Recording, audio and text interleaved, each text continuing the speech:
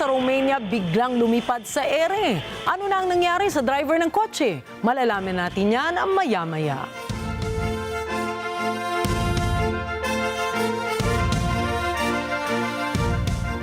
Magandang gabi, ako si Nina Richie Alagaw Flores. Ito ang Mata ng Agila International.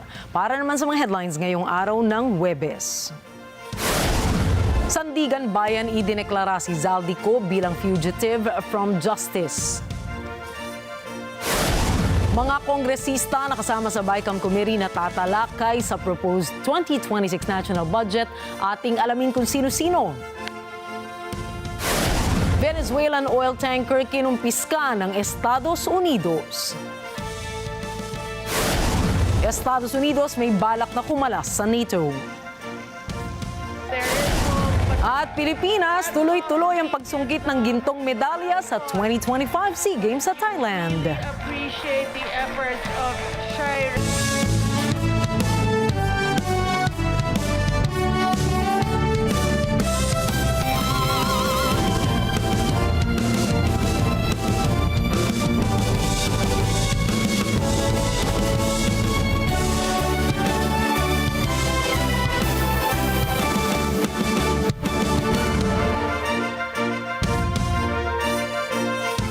Idineklara ng Sandiganbayan na isa ng fugitive from justice si dating Ako Bicol Party List Representative ZALDY.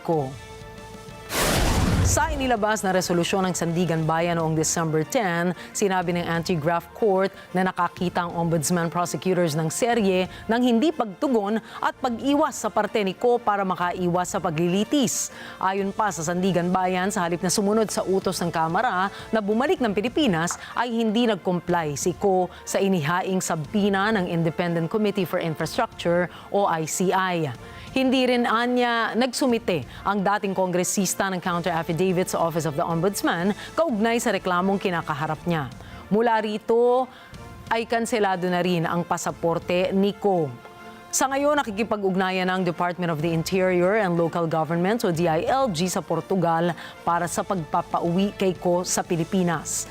Ayon kay Interior Secretary John Vicramulya, matapos ang kanselasyon ng pasaporte ni Ko, malilimitahan na ngayon ang pagkilos ng dating mambabatas abroad. Ngunit sa kabila nito, kung totoo ang anya ang balita na may Portuguese passport si Ko, ay magiging komplikado ang sitwasyon sa paghahanap sa kanya. Kasama si Ko sa mga kinasuhan ng reklamong malversation of public funds at graft dahil sa 289 million pesos na substandard na road dike project sa Oriental Mindoro.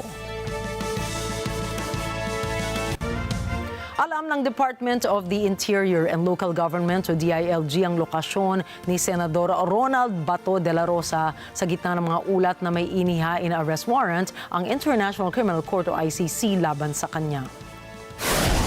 Ayon kay Interior Secretary John Vicramulya, nakamonitor ang kagawaran kay Senador Bato at kanila na lamang hinihintay kung may utos nga ba ang ICC.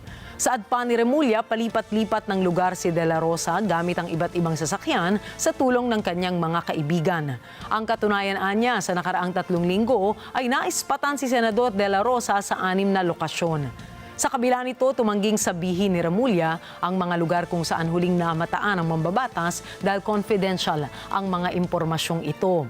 Sa huli, nilinaw ni Remulla na hindi pa ikinokonsiderang pugante si De La Rosa dahil wala pang opisyal na arrest warrant na inilalabas ang ICC. Una nang sinabi ng abogado ni De La Rosa na si Attorney Israelito Torreon na umiiwas ang mambabatas na magpakita sa publiko dahil sa umano'y nanganganib ang kanyang kaligtasan dahil sa naiulat na ICC arrest warrant. Si De La Rosa ay nagsilbi bilang hepe ng Philippine National Police o PNP sa ilalim ng administrasyon ni dating Pangulong Rodrigo Duterte na siyang administrasyong nagpatupad ng War Against Drug Campaign. Iginiit ng Bureau of Corrections o BUCOR na hindi bibigyan ng special treatment si dating Bamban Mayor Alice Go sa Correction Institution for Women sa Mandaluyong. Ayon sa BUCOR, sumailalim ngayon si Ko sa mandatory 5-day quarantine matapos ilipat siya sa pasilidad mula sa Pasig City Jail noong December 6 bilang bahagi ng standard procedure. Tiniyak ng ahensya na tulad ng ibang mga inmates o persons deprived of liberty o PDL sa Correctional Institution for Women, isa sa ilalim si Go sa parehong regulasyon at restrictions. Matapos ang quarantine, susunod na isa sa ilalim si Go sa medical examination bago naman siya ilipat sa Reception and Diagnostic Center regular dormitory sa loob ng 55 days para sa orientation, diagnostics at qualification. At kapag nakumpleto na ni Ko ang buong 60-day process, ay ililipat na siya sa nakatalagang regular na dormitory sa maximum security camp. Samantala, pinangalanan na ang mga kongresistang kabilang sa Bicameral Committee na magtatalakay sa panukalang 2026 national budget. Sa iminungkahi ni House Majority Leader Sandro Marcos, pagbobotohan bukas December 12 hanggang December 14 ang magiging contingent ng Kamara para sa BICAM. Ayon sa House Majority Leader, kasama sa BICAM Committee ang mga sumusunod na kongresista. Si Nueva Ecija Representative Micaela Swansing, Chairperson of the Committee on Appropriations. Bataan Representative Albert Garcia, Senior Vice Chairperson of the Committee on Appropriations. Deputy Speaker Christine Singson Amihan. Palawan Representative Jose Alvarez. Davao de Oro Representative Maria Carmen Zamora. Surigao del Sur Representative Romeo Momo. Cagayan de Oro Representative Rufus Rodriguez, Camiguin Representative Jurdin Jesus Romualdo, Parañaque Representative Brian Raymond Yamsuan, Negros Occidental Representative Javier Miguel Benitez, Minority Leader Marcelino Libanan, LPGMA Party List Representative Alan T.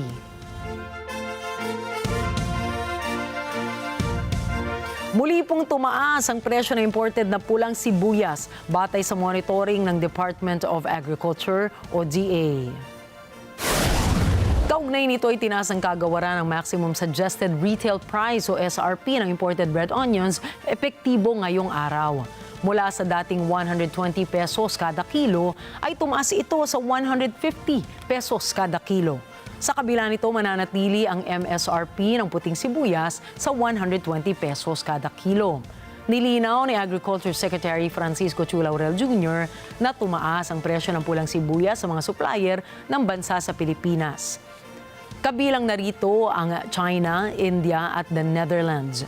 Samantala, sususpindihin na rin ng gobyerno ang pag-aangkat ng sibuyas mula Enero sa susunod na taon para bigyang daan ang pagpasok ng local harvest sa Pebrero.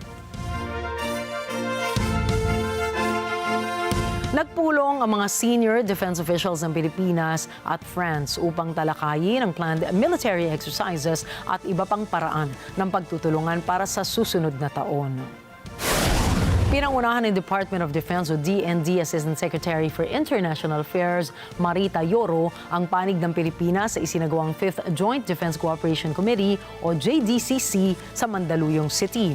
Ilan sa kanilang mga napag-usapan ay ang Multinational Exercise Marara 2026, Exercise Balikatan 2026 at Exercise Sama-Sama 2026. Nabanggit din ni Yoro na nagkaroon ng malaking progreso ang defense cooperation ng Pilipinas at France mula noong JDCC 2024. Kinilara din niya ang kanilang kooperasyon sa Exercise Balikatan 2024. Nagsimula na rin ang unang round ng negosasyon para sa proposed Philippines-France Status of Visiting Forces Agreement o SOVFA sa Paris noong Hunyo.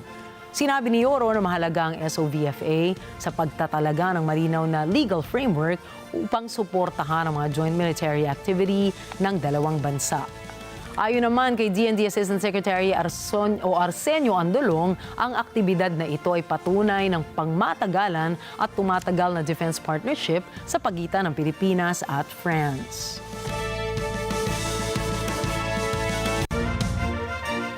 Inanunsyo ng Department of Transportation na magkakaroon ng libreng sakay ang ilang linya ng Light Rail Transit o LRT at Metro Rail Transit o MRT ngayong holiday season.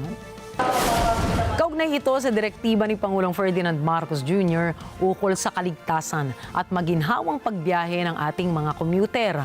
Base sa kanilang social media post, magsisimula ang libreng sakay ng LRT Lines 1 at 2 at MRT 3 mula December 14 hanggang December 25. Sa bawat araw, may specific lamang na uri ng mga pasahero ang makakalibre ng sakay. Sa December 25 naman ay libre ang sakay para sa lahat ng uri ng pasahero. Pinabulaanan ng Malacanang ang kumakalat na Memorandum Circular No. 47 umano na suspendido ang mga pasok sa mga tanggapan ng gobyerno sa December 26 at 29 dahil sa holiday season. Ayon kay Executive Secretary Ralph Recto, fake news ang kumakalat na memo na may forged signature ng kalihim. Sa ilalim ng naturang dokumento, nagdeklara umano ang pamahalaan ng extended break sa mga government offices para isulong ang work-life balance at suportahan ng emotional at social wellness ng mga lingkod bayan. Sa kabila nito, hindi kasama ang December 26 at 29 sa listahan ng idineklarang regular at special non-working holidays ng pamahalaan para sa taong 2025.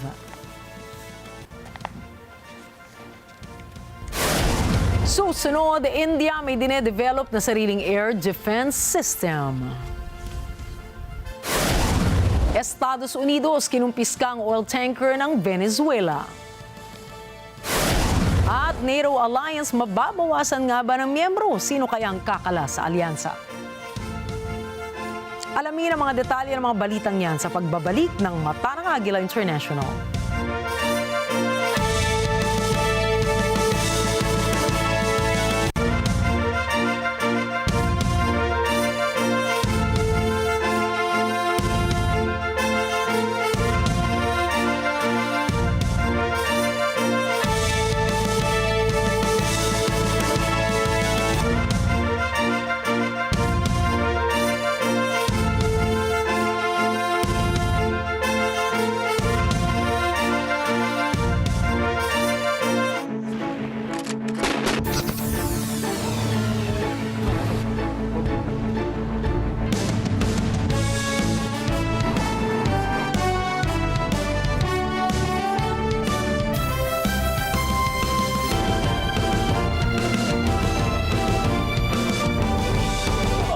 Resold, we're diving into the business that's turning a few bank accounts into a frenzy to grab previously owned luxury items. Let's uncover how media personality Shane Castrillo, owner of Shane's Curated Luxuries, is building a booming resale empire. That's what SCL is all about, sustainability and circular fashion. Fast fashion is so big nowadays, but it really hurts our planet. When they see themselves wearing designer brands, they feel good, the confidence is there. Open for business with Cesar Vallejos, Sunday, 9 p.m. Sunday 25.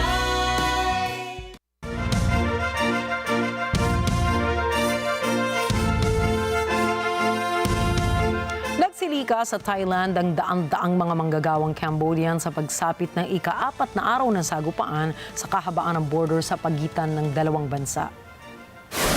Bit-bit ang kanilang mga gamit, hinintay ng mga manggagawa ang pagbukas ng border sa Sakay Province. Ilang mga magsasaka at mga tauhan sa pabrika ay nanatili naman sa Thailand. Pinangangambahan ngayon ng mga bakwit ang kakulangan sa supply nila ng tubig at pagkain kasabay ng paglala ng tensyon sa pagitan ng Thailand at Cambodia. លំបាកគឺការហូបចុកនេះលំបាកវាដឹកម៉ូតបានទេបានតិចតួចក៏បើសិនដល់សង្គ្រាមអូសវិញបន្លាយដល់យូរអាចនឹងខ្វះស្បៀងអាហារហូបសម្រាប់គ្រប់គ្រួសារការហូបចុកគ្រប់គ្រងរាល់ថ្ងៃប្រលំបាកមានតែផ្នែកទីបានដឹងទេក៏លេងត្រូវចិត្តខ្ញុំចង់តែចាប់បានទៅផ្ទះវិញបាទគូក្បីក៏នៅផ្ទះកូនក៏នៅផ្ទះនោះវាពិបាកទីវាបាក់កូនចៅមិនចង់នេះទេចង់តែចាប់ឆាប់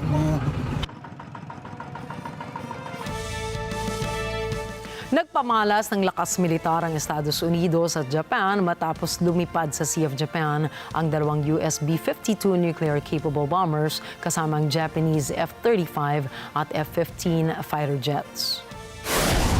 Ayon sa Japanese Defense Ministry, muli nilang pinagtibay ang kanilang kagustuhang pigilan ang anumang pagtatangka ng baguhin ng status quo sa rehiyon sa pamamagitan ng puwersa.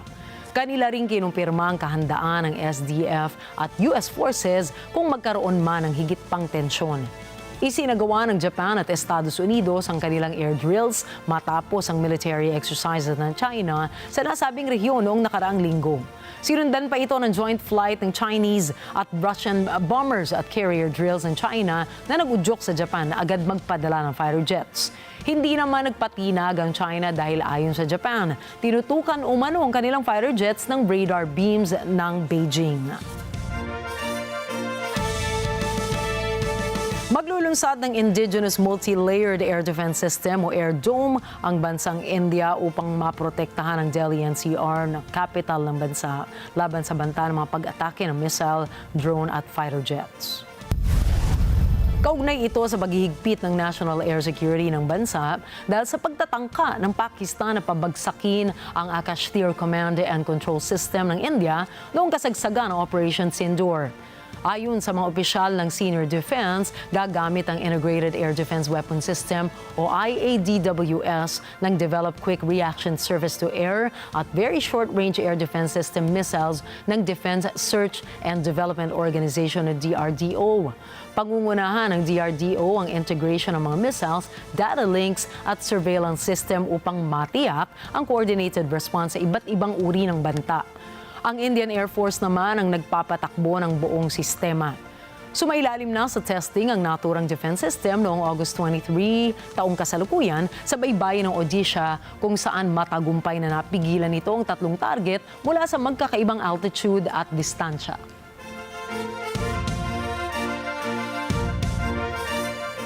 Sinabi ni Ukrainian President Volodymyr Zelensky na handa ang Ukraine na magsagawa ng eleksyon. Nakipag-ugnayan na rin ang Kiev leader sa parlamento ng bansa ukol sa posibilidad na magkakaroon ng halalan. Ang aksyon na ito ni Zelensky ay nangyari matapos ang paulit-ulit na pahayag ni US President Donald Trump na ginagamit daw ng Kiev ang digmaan para iwasan ng eleksyon. Gayunman, depensa ni Zelensky, dapat magbigay ang kanyang mga kaalyado ng seguridad para sa kanyang bansa. Hinimok rin niya ang ibang bansa, kabilang ng Estados Unidos, na umiwas sa pagkomento sa usapin tungkol sa halalan. В тому числі ключовий наш партнер в Вашингтоні. Якщо партнери говорять так багато і так конкретно про вибори в Україні, про вибори в умовах правового режиму воєнного стану, то ми маємо дати українські законні відповіді на кожне питання і на кожен сумнів. Це непросто, але тиск щодо цього нам точно не потрібен. Я очікую, що народні депутати України запропонують своє бачення. Una nang binigyan diin ni Trump na kinakailangan ng magkaroong muli ng presidential election sa Ukraine bilang paggalang sa demokrasya ng bansa. Nais ng Germany na magkaroon ng partnership kasama ang Estados Unidos sa hinaharap. Ibinida rin ni Chancellor Friedrich Merz na babanggitin niya kay US President Donald Trump na nababawasan na ang bilang ng mga asylum seekers sa Germany bunsod ng bagong migrant policy. Si Rose Papa Angeles para sa balitang yan. Sa gitna ng nagbabagong transatlantic relations, binigyang diin ng Germany ang posisyon nila pagdating sa ugnayan nito sa US. Ipinahayag ni German Chancellor Friedrich Merz ang pag-asa nila para sa hinaharap. Diese Sicherheitsstrategie, die die Amerikaner in der letzten Woche veröffentlicht haben, ist ja keine wirklich große Überraschung, nachdem der amerikanische Vizepräsident auf der Münchner Sicherheitskonferenz die Rede gehalten hat, die Sie vermutlich alle gehört und in Erinnerung haben. Und insofern stellen wir uns darauf ein, dass sich das transatlantische Verhältnis ändert. Aber ich möchte es nach wie vor als Partner sehen und ich hoffe, dass Amerika das aus seiner Sicht gegenüber Europa und dann auch gegenüber Deutschland genauso sieht. Gayunman, ipinunto ni Merz na dapat bawasan ng Europe ang pagsandal sa US. Anya, nakasalalay sa Europe ang pag-iingat sa sarili nitong demokrasya.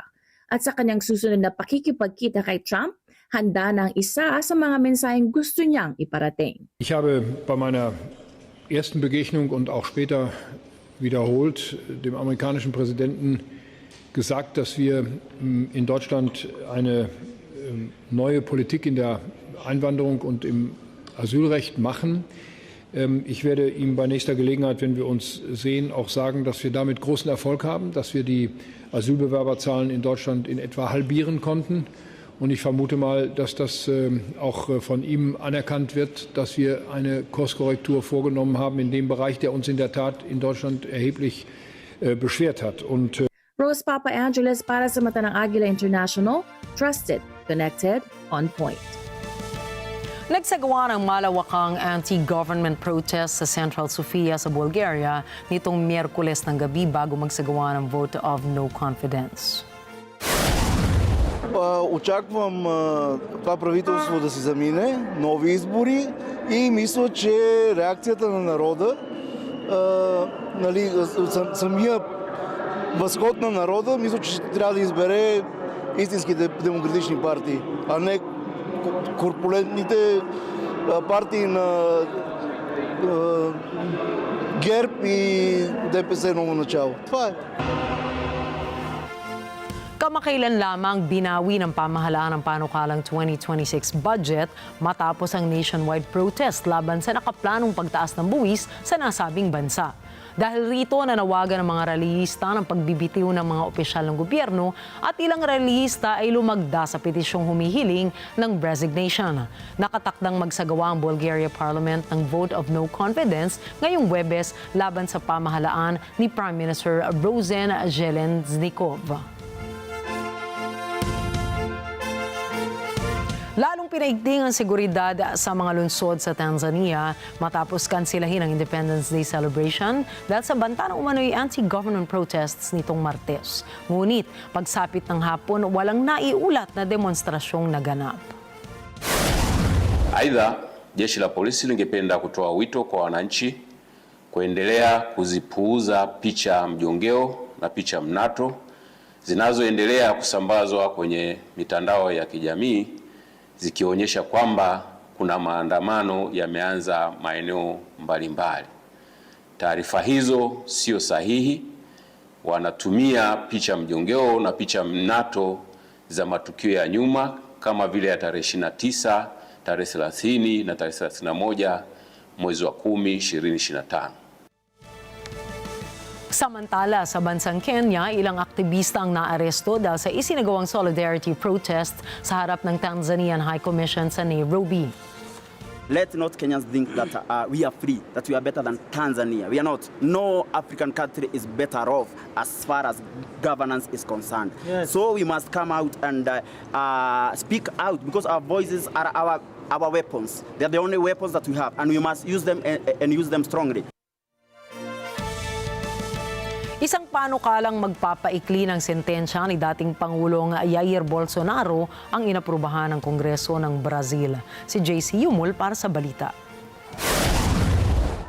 Mula 27 taon, maaaring maging 2 taon na lang ang bubunuin ni ex-Brazilian President Jair Bolsonaro para tapusin ang sentensya sa kanya. Ito ay kung susuportahan din ng Senado ang panukala ng lower house ng nasabing bansa. Se assim o Senado entender, o Poder Executivo, o Presidente da República sancionar, e isso que nós estamos aprovando aqui na noite de hoje se tornar lei, nós estamos dando ao próprio Poder Judiciário e a essas pessoas a condição de poder, provocando o Poder Judiciário, ter uma reavaliação das penas que foram dadas a essas pessoas no 8 de janeiro. Sinimulan bunuin ni Bolsonaro ang halos 3 dekada niyang sentensya kaugnay ng planong coup laban sa pumalit sa kanya na si President Luis Inacio Lula da Silva. Natalo si Bolsonaro noong 2022 election. Inaprubahan ang panukala sa 291 to 148 votes. Pinaikli nito ang sentensya ng mga napatunayang may sala na anti-democratic acts na nauwi sa riot noong January 8, 2023. Ito ay nang sugurin at sirain ng mga taga-suporta ni Bolsonaro ang Presidential Palace, Supreme Court at Kongreso ng nasabing bansa. Samantala, kailangang aprubahan din ng Senado ang panukala bago umabot sa Supreme Court. At hindi lahat ay natuwa sa kontrobersyal na hakbang ng mga mambabatas. Deputado Lindbergh Farias, do PT do Rio de Janeiro, reclamou do horário da votação. Eu acho um absurdo essa votação estar acontecendo agora na calada da noite. O senhor está botando para votar um tema de extrema importância, às 11h38 da noite, com votação pelo Infoleg. Pelo menos tenham coragem de votar de dia, com a luz do sol. É escandaloso. Nada está sendo feito na calada da noite. Na verdade, essa é a noite onde as pessoas que foram presas não estarão mais caladas e terão hoje uma oportunidade de serem ouvidas por todo o Brasil, presidente.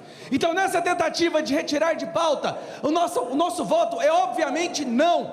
Foram 3 anos de sofrimento e perseguição. Pessoas inocentes que estão agora esperando voltar para os braços das suas famílias. Então, a nossa orientação da minoria é não. E não será na calada da noite. Essa será a noite mais viva e mais barulhenta desse mandato em Brasília. JC Yumul para sa mata ng Agila International. Trusted, connected, on point. Inanunsyo ni United States President Donald Trump na nasamsam ng Estados Unidos ang isang sanctioned oil tanker malapit sa baybayin ng Venezuela. Dahil rito, lalo pang tumaas ang tensyon sa pagitan ng dalawang bansa. We've just seized a tanker on the coast of Venezuela, large tanker, very large. Largest one ever seized, actually.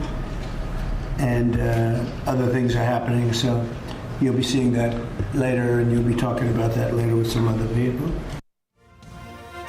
Ito ang unang beses na nasamsamang kargamento ng langis ng Venezuela mula nang ipatupad ang US sanctions taong 2019. Unang aksyon din ito laban sa isang tanker na may kaugnayan sa Venezuela mula nang mag-utos si Trump ng malaking military build-up sa rehiyon. Sa kabila nito, tinawag ng Venezuela na hayagang pagnanakaw ang aksyong ito ng Estados Unidos. Nauna na ring nagsagawa ang US ng ilang operasyon laban sa mga hinihinalang drug vessels na ikinabahala ng ilang mambabatas at legal experts. Ayon kay US Attorney General Pam Bondi, isinagawa ng FBI, Homeland Security, Coast Guard kasama ang US military ang seizure warrant para sa crude tanker na nagdadala ng sanctioned oil mula Venezuela at Iran.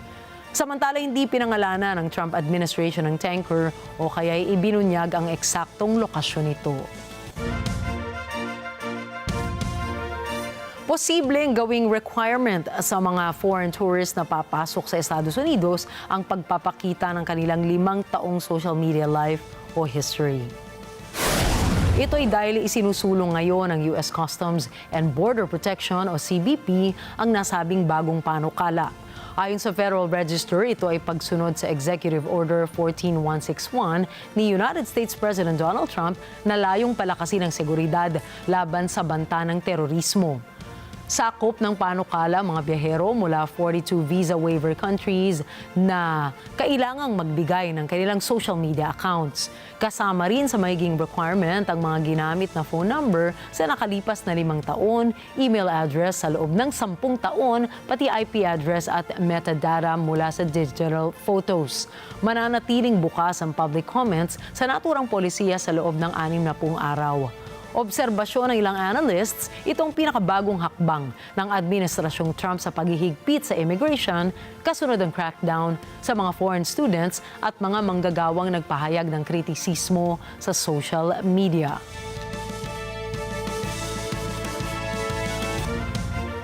Higit sa 152 mga migrante mula Estados Unidos ang i-deport sa Mexico mula nang maupong muli sa White House si Pangulong Donald Trump. Kabilang dito ang non-Mexicans, si Leslie Gumarang para sa balitang yan. Umabot sa 152,600 migrants ang idineport ng US papuntang Mexico mula noong Enero ngayon taon. Idinitalya ni Mexican President Claudia Sheinbaum ang breakdown ng nasabing deportation numbers. Desde el 20 de enero, 152,592 personas, 140,706 mexicanas y mexicanos y 11,886 extranjeros. Ayer fueron retornadas 372 personas, 305 mexicanos y 67 extranjeros. Na magsimula ang termino ni Trump, agresibo ang naging pagpapatupad nito ng immigration crackdown. Kaugnay ng kontrobersyal na paraan ng panghuhuli at pagdetena ng mga migrante bago i-deport, sinabi ni Sheinbaum na ginagawa niya ang lahat para iparating sa US ang saloobin ng kanyang bansa. Se lo hemos manifestado personalmente al presidente Trump, le hemos manifestado al secretario de Estado del gobierno de los Estados Unidos, a Marco Rubio, y hemos hecho muchísimas notas diplomáticas sobre casos específicos y sobre en general este trato que reciben las y los migrantes y particularmente las y los migrantes mexicanos. Por todas las vías diplomáticas hemos mostrado nuestra desaprobación a esta forma de detención a los migrantes. Kabilang sa laban ni Trump sa illegal migration ang pagpapadala ng federal agents sa major US cities para manghuli ng mga walang papel. Gayon din ang pagtanggi sa asylum seekers sa US-Mexico border. Mga hakbang na pinagmula ng dose-dosenang protesta sa bansa sa unang taon ng pangalawang pagkapangulo ni Trump. Leslie Gumarang para sa Mata ng Agila International, Trusted, Connected on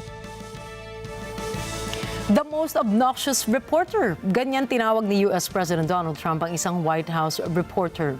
Ito'y matapos tanungin ng reporter si Trump tungkol sa pagpapalabas ng video ng Venezuela boat strike. Si Bernhard Gonzaga para sa report. Naganap ang sagutan ng tanungin ni White House reporter Rachel Scott si Pangulong Donald Trump kung balak ba nitong utusan si Defense Secretary Pete Hegseth na mag-release ng karagdagang video. Video ng US military forces habang inatake ang bangka na ginagamit ng umano'y Venezuelan drug traffickers. Narito ang naging palitan ni Scott at Trump sa nasabing insidente. Mr. President, you said you would have no problem with releasing the full video of that strike on September 2nd off the coast of Venezuela. Secretary Hegseth now says... You said that. I didn't say that. This is ABC fake news. You said that you would have no problem releasing the full bit. Okay, well, Secretary Hegseth... Whatever Hegseth wants to do is okay with me. He now says it's under review. Are you ordering the Secretary to release that full video? Whatever he decides is okay with me. Are you committing to releasing the full video? Didn't I just tell you that? You said that it was up to Secretary You're the most Hegseth. obnoxious reporter in the whole place. Let me just tell you, you are an obnoxious, actually a terrible reporter. And it's always the same thing with you. I told you, whatever Pete Hegseth wants to do is okay with me. Naunang naglabas ng pahayag ang Society of Professional Journalists na kinondena ang mapanghamak na pananalita ni Trump sa reporters. Ito'y matapos niyang tawaging piggy ang isang babaeng reporter. Ipinunto rin sa pahayag na paulit-ulit ng paggamit ng Pangulo sa mapanglait na pananalita. Bernhard Gonzaga para sa Mata ng Agila International. Trusted, connected, on point.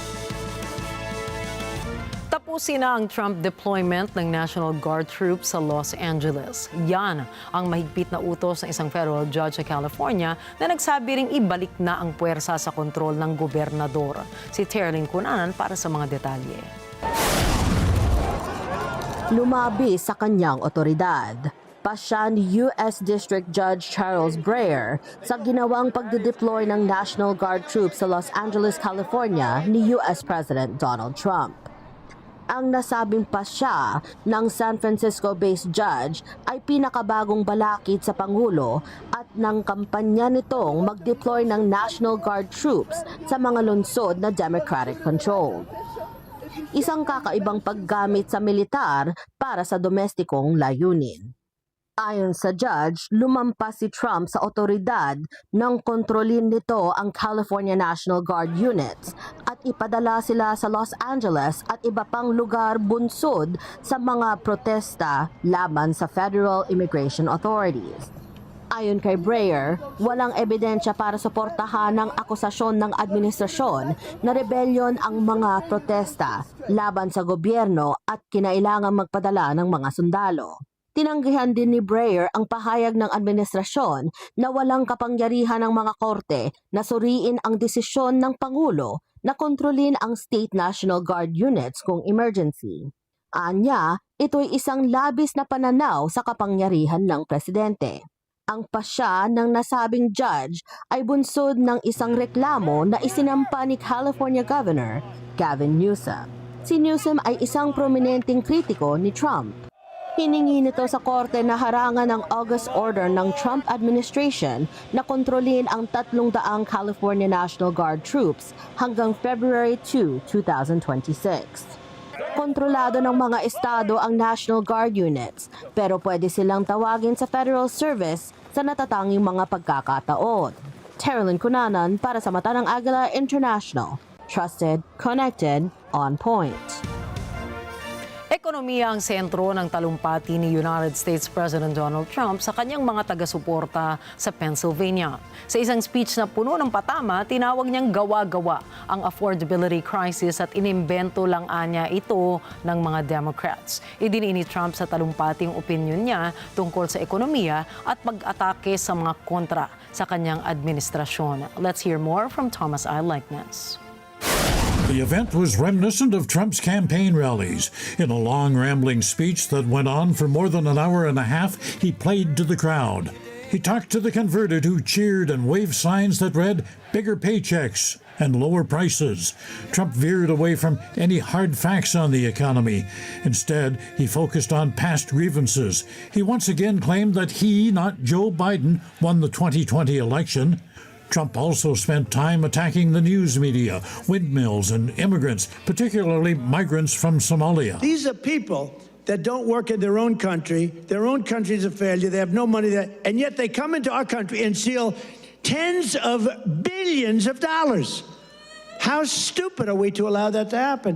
They can't earn 10 cents in their country. They come over here and rob. Are we that easy? Most of his comments on the economy focused on former President Joe Biden, who he says is responsible for the country's fiscal problems. And he says that's why Americans have to cope with high prices and inflation. They gave you high prices. They gave you the highest inflation in history, and we're bringing those prices down rapidly. Lower prices, bigger paychecks. You're getting lower prices, bigger paychecks. We're getting inflation. We're crushing it.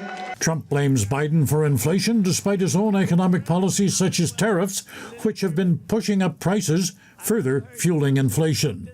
On other issues, he boasted about the military's attacks on drug boats in the Caribbean, his deployment of the National Guard to bring law and order to cities, and claims that he has ended 8 wars since being sworn in January. Those who attended seemed to hang on every word that Trump spoke, cheering him on as he moved from topic to topic. But for anyone wanting hard numbers on the economy, Trump offered nothing. Thomas I. Likeness, Mata ng Agila International. Trusted, connected, on point. Si Eileen Higgins ang unang Democratic mayor na nahalal sa loob ng nakaraang halos 30 taon. Tinalo ni Higgins ang kandidatong suportado ni Republican President Donald Trump. Sa lungsod na karamihan ay mga Hispanic ang mga residente. Si Mika Jumawas para sa report.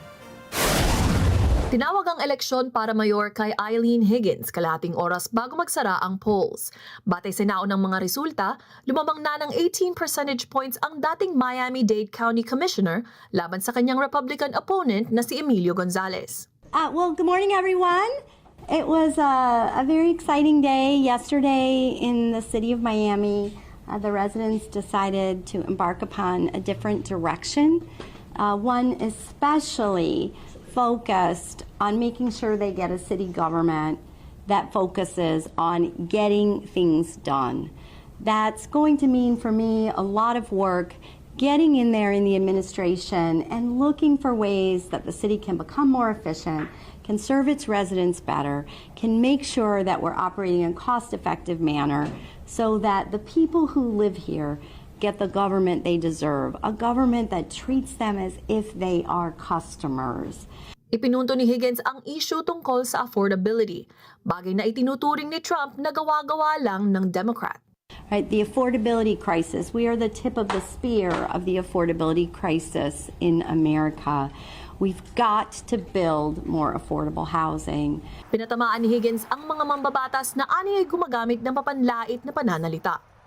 Aniya, kawalan ng respeto ito sa mga residente ng Miami na itinuturing niyang lungsod ng immigrants.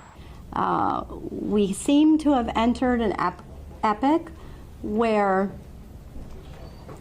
elected officials, very powerful elected officials, use language that is demeaning, that is cruel, that is disrespectful about the people who live in the city of Miami. We are an immigrant city. We have always been an immigrant city. And the people that live in the city of Miami need to know that not only will I serve all of them as mayor, but I will speak respectfully about them, about their families, about their contributions to our beautiful cultural fabric here, and more importantly, about their contributions to our thriving economy. Ang dati nating eleksyon na hindi naman masyadong humahakot ng atensyon ay umingay sa bansa. Panubok ito sa sentimiento ng mga botante mula sa bakuran ni Pangulong Donald Trump, ang Florida. Ayon kay Higgins, hindi lamang pagkadismaya kung hindi takot sa gobyerno ang kadalasang hinaing ng kanyang mga nakausap noong kampanya. When I speak to our residents, it's not just about frustration, it's also about fear.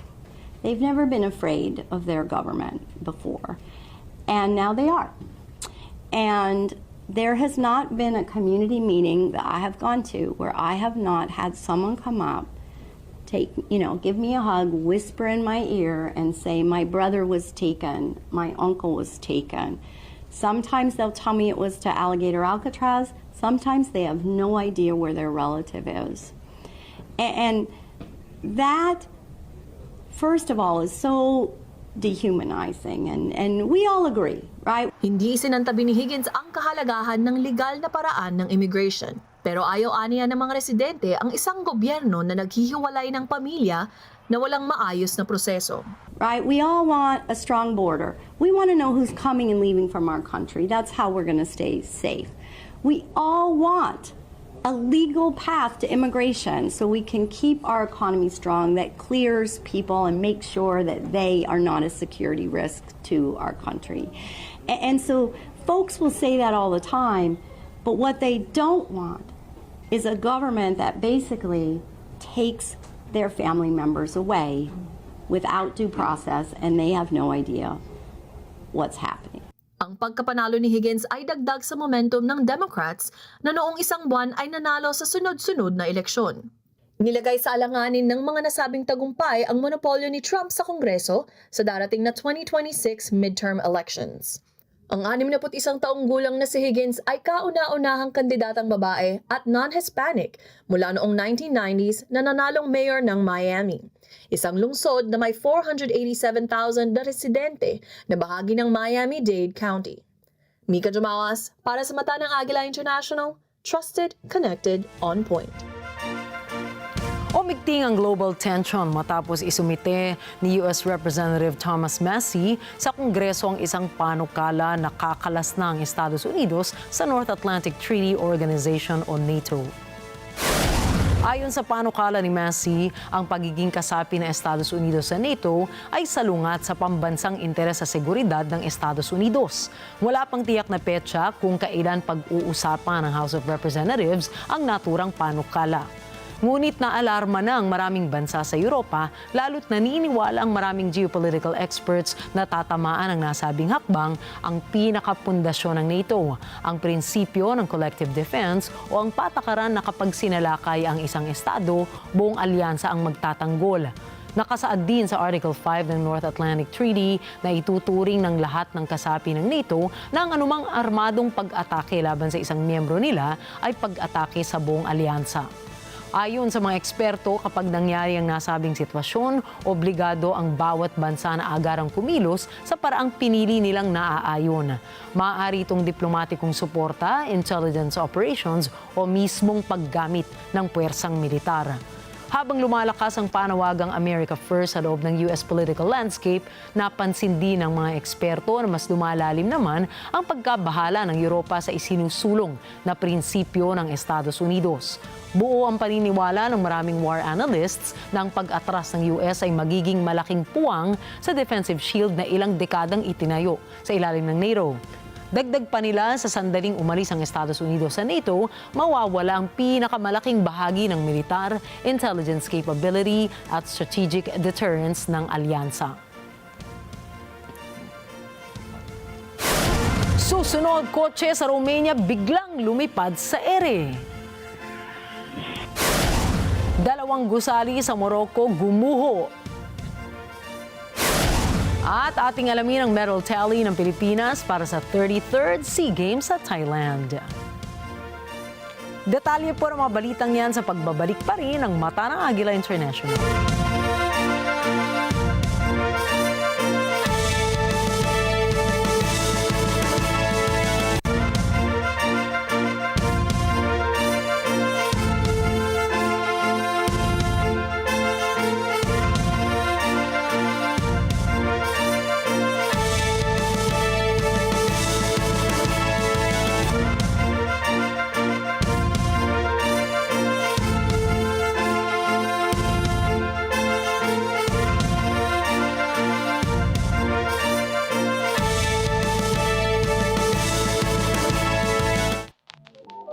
This Sunday on Cine Throwback.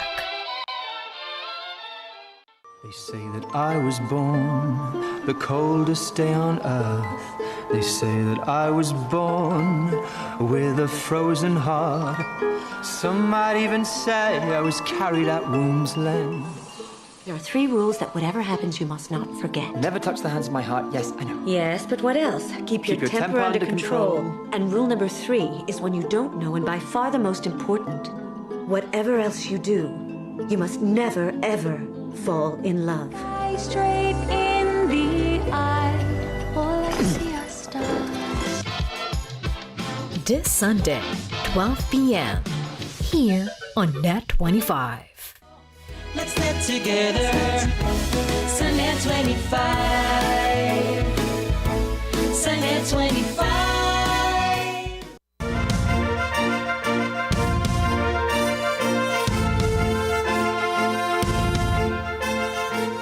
Buhay at ligtas ang lolong ito sa Romania matapos masangkot sa isang road accident.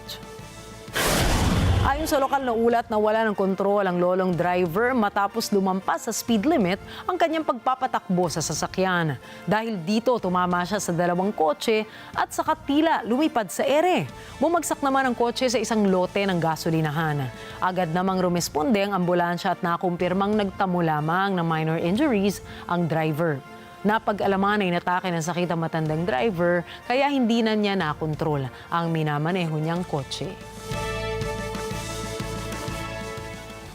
22 katao ang patay habang 16 ang sugatan sa 2 gumuhong gusali sa Fez, Morocco. Sa ulat ng Prosecutor's Office ng Fez, bakante ang isa sa mga gumuhong gusali habang ang isa naman ay nagsilbing venue ng isang selebrasyon kung saan 8 pamilya ang nadamay sa trahedya. Patuloy naman ang paghukay ng mga emergency responders sa mga debris para sagipin ang mga natrap na residente. Iniimbestigahan na ng mga otoridad kung bakit gumuho ang 2 gusali. Inaasahan na lolobo pa ang bilang ng mga nasawi sa nasabing insidente. Nililigawan ng Canadian universities ang top global researchers gamit ang bagong pondo mula sa gobyerno. Ito ay habang dumaraan sa funding cuts ang US campuses. Si Cherry Recolizado para sa report na yan. Nasa 1.7 billion Canadian dollars ang halagang pang-akit ng Canadian schools sa international researchers na ilang dekadang pinaboran ang US universities. 4 sa nangungunang Canadian universities ay masugid ang pagre-recruit sa top academic talents mula sa ibang mga bansa. Tugon ito sa budget plan ni Prime Minister Mark Carney para mahikayat ang higit 1,000 highly qualified international researchers sa darating na dekada. Paraan niya ito gawing mas competitive ang bansa. Because we see really a once-in-a-generation opportunity to bring some of the brightest minds of our time here to Canada. And the recent recruitments that we announced at the University of Toronto, well, they preceded the federal government's announcement. It's all part of the Canadian strategy to leverage this once-in-a-lifetime opportunity. Dating mas malaki ang pondo ng US dito, pero naghigpit ang Trump administration ngayong taon sa mga universidad sa US. Sa kabila nito, kaunting prominenteng mga profesor pa lang ang nagpasyang lumipat o bumalik na sa Canada. Kaya naman, humihikayat ang Canada na madagdagan ang mare-recruit nila. at isa si Canadian astrophysicist and Professor Sarah Seeger ng Massachusetts Institute of Technology sa nakumbinsi ng proposisyon. At sa darating na Setyembre, magiging bahagi na siya ng University of Toronto. There's many reasons I'm returning to Canada, but certainly one of them are the budget cuts and also the huge uncertainty in science funding in the US. It's quite chaotic right now. We don't know exactly what our NASA and NSF budgets are going to be, and it's impossible to plan. And we're seeing a lot of people have to shrink their research or even end some of their research projects. Makakasama ni Seeger si Mark Duggan sa University of Toronto na magiging Director of the Munk School of Global Affairs and Public Policy. There have been policies over the past year which have been, I'd say, difficult for many people in higher ed in the U.S. And it depends on which set of policies one's looking at, whether it's research support or international students or other things, but that has been, it's been somewhat of a challenging time. Matatandaang pinutol o nagbantang putulin ng administrasyon ni US President Donald Trump ang pondo ng mga kolehiyo at universidad, kasabay ng pagbuwag sa mga inisyatibong diversity, equity, and inclusion. Para kay Duggan, bigo siya sa nasabing sitwasyon ngayon sa US. Hasn't directly affected me that much, but it is certainly the case that it has affected higher ed as a whole, which has been, from my perspective, unfortunate because once again, I think it's one of the things that the U.S. Does best. So it's been a little frustrating for me to observe it. Simula 2026, exempted na ang mga estudyante ng master's at doctorate sa pinahigpit na International Student Permit Cap ng Canada. Pabibilisin din ang pagproseso ng visa para sa PhD applicants at mga pamilya nila sa 14 na araw na lang. Gayunman, batay sa isang report ng Canadian Citizenship and the Conference Board of Canada, maagang umalis ang highly educated immigrants dahil sa mabagal na pagtaas ng sahod. Cherry Recolisado para sa mata ng Agila International. Trusted, connected, on point.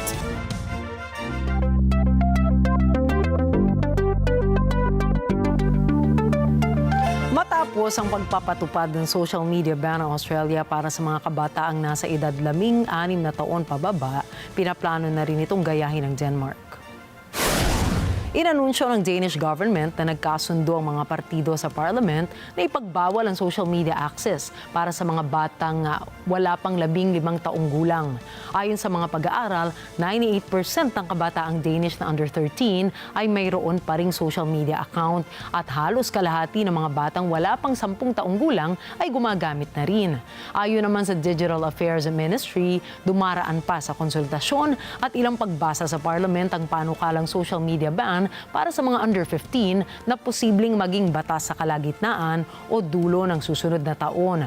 Bahagi rin umano ng plano ang isang digital evidence app na magpapakita ng age certificate para masigurong sumusunod ang user sa age limits.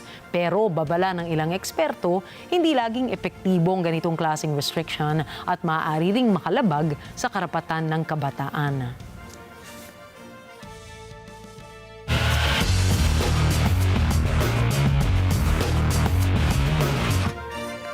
Muling ipinamalas ng ating pambansang koponan para sa swimming, tennis, baseball, jiu-jitsu, gymnastics at taekwondo ang kanilang matinding determinasyon at katatagan na nag-uwi ng tagumpay para sa bansa. Sa bawat pagsisid, hampas, takbo at bawat talon patungo sa panalo, patuloy ang karera ng Pilipinas para sa 33rd Southeast Asian Games. Si Kyle Lara nagbabalita para sa laban. Nangibabaw ang kausayan at tapang ng Philippine Men's National Baseball Team nang talunin ang host team ng Thailand sa isang kapanapanabik na 10-inning gold medal showdown. Natapos ang kanilang paghaharap sa final score na 8-7 at nagpanatili sa kanilang 5 wins, 0 loss record. Matapos makipagsabayan sa score sa mga huling yugto, sinamantala ng Pilipinas ang isang crucial na pagkakamali sa depensa ng Thailand sa extra inning upang makapasok ng 12 decisive runs at tuluyang makuha ang panalo. Nanatiling matatag ang Filipino pitchers buong laro at nagsilbing susi sa tagumpay ang mga ambag ni na Erwin Bosito, Steven Manaig, Mark Beronilla at Jenal Pareha sa opensa. Hindi rin nagpauli ang Philippine Women's Swimming Team nang masungkit ng koponan ng isang makasaysayan na ginto para sa 4x100 meter freestyle relay. Nang mauwi ang ikalawang ginto, binigyang pugay sina Kayla Sanchez, Heather White, Chloe Aileta at Siandy Chua para sa kanilang Olympic performance nang mag-clock in ng 3 minutes and 44.26 seconds sa karera. Nalamangan nito ang koponan ng Singapore na humigit sa halos 2 segundo nang selyuhan ni Sanchez ang tagumpay. Sa tennis court naman, nasiguro ni na Philippine Women's Tennis Team duo Shaira Rivera at Alexa Milliam ang kanilang pagpapatuloy sa semifinals matapos nilang talunin ang Vietnam sa quarter. Natapos ang kanilang laban kontra sa Vietnam duo Van Chanel at Nguyen Lee sa third set sa final score na 7-5, 3-6 at 6-2. Pinangunahan ni Rivera ang koponan sa isang kritikal na singles victory, kasunod ng isang solidong doubles win kasama si Milliam. Isang tagumpay na nagbigay sa Pilipinas ng option na tumuloy sa semifinals at automatic bronze medal finish. Nagbigay pugay naman si Filipina Phenom Alex Ayala sa dalawa para sa kanilang katatagan at dedikasyon patungo sa kanilang semifinals appearance. Matapos ang unang ginto ni Justin Kobe Macario sa Taekwondo at ikalawa mula sa ating swim team, nakuha naman ni Dean Michael Rojas at Kimberly Ann Custodio ang ikatlo at ikaapat na ginto ng Pilipinas nang manalo sa Jiu-Jitsu Nezawa events. Natalo ni Rojas ang pambato ng Singapore by submission para sa men's 85 kg category, habang nagwagi naman si Custodio laban sa pambato ng Thailand sa women's 48 kg class. Sinabayan naman ito ni Filipina Olympian Alea Finnegan nang masungkit ang ikalimang gintong medalya ng bansa sa women's vault finals matapos ng matagalang re-evaluation and review. Ayon sa Philippine Olympics Committee, giniit ni POC President Abraham Bambol Tolentino ang pag-ulit ng review at recomputation sa performance ni Finnegan matapos ng kalituhan sa scoring. Sa huli, nakuha ng Filipina ang score na 13.433, 13.7 mula sa kanyang unang vault at 12.76 naman sa ikalawa na may pabonus na 0.2. Kay Lara, para sa sports ng mata ng Agila International. Trusted, connected, on point. Habang mula naman sa bagong nakalap na datos, nadagdagan na ang natanggap na medalya ng Pilipinas para sa 33rd Southeast Asian Games. Ngayon ay mayroon ng 5 gold, 7 silver at 20 bronze ang bansa para sa kabuuang 32 medals.